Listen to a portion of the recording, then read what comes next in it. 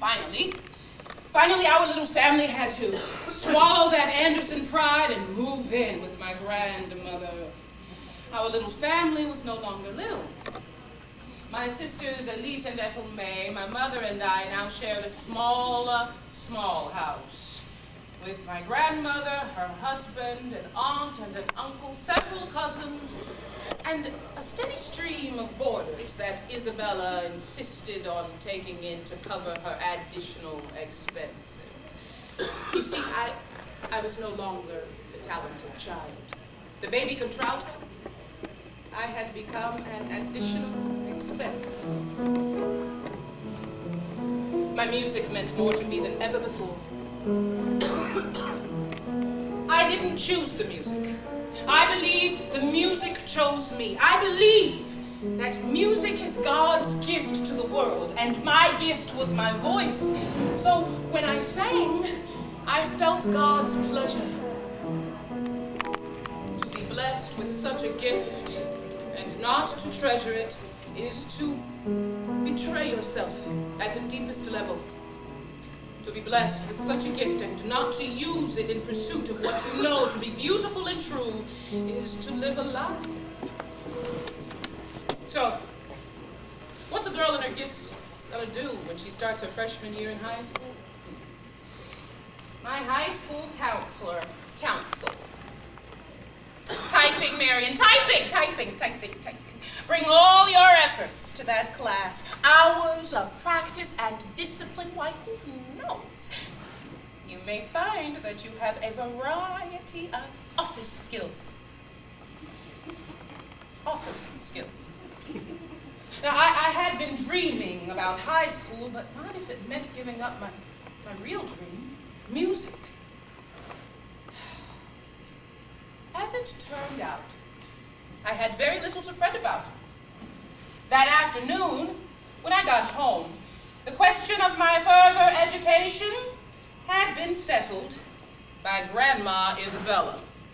You better be getting that book out your mouth, girl. Wake up to your business. Now, I don't want to hear no mess about no high school, low school, or any kind of school. Girl like you don't need no school and no how. Waste of time. You need to be getting yourself a job and getting some money in this house to pay your way.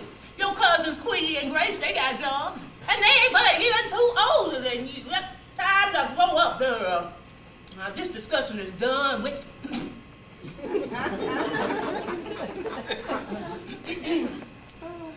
What would have been the first week of my freshman year was spent delivering laundry.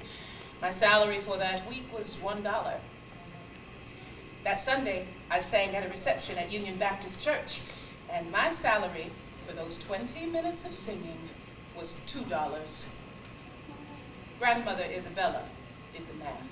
$2? Well, you better be getting on with your singing, girl. Not shuffling around the streets of Philadelphia delivering no laundry. If folks want to hear you sing, then you better be smart enough to learn you some more sounds. Now, I believe this discussion is done with. And leave them $2 bills on my kitchen table. There was a music school recently opened, less than a half-hour's fast walk from home. I arrived and found a place in the waiting area, and there was a girl seated at the desk, handing out information and application forms. And she was blonde, very pretty, and had a way of tossing her hair that I found very cute. I had time to notice these things because she took no notice of me. Finally, after the last aspiring music student had been attended, I approached her desk. Only then did she look at me. "What do you want?" she asked. "I am interested in attending music school," I said, "and I would very much like an application."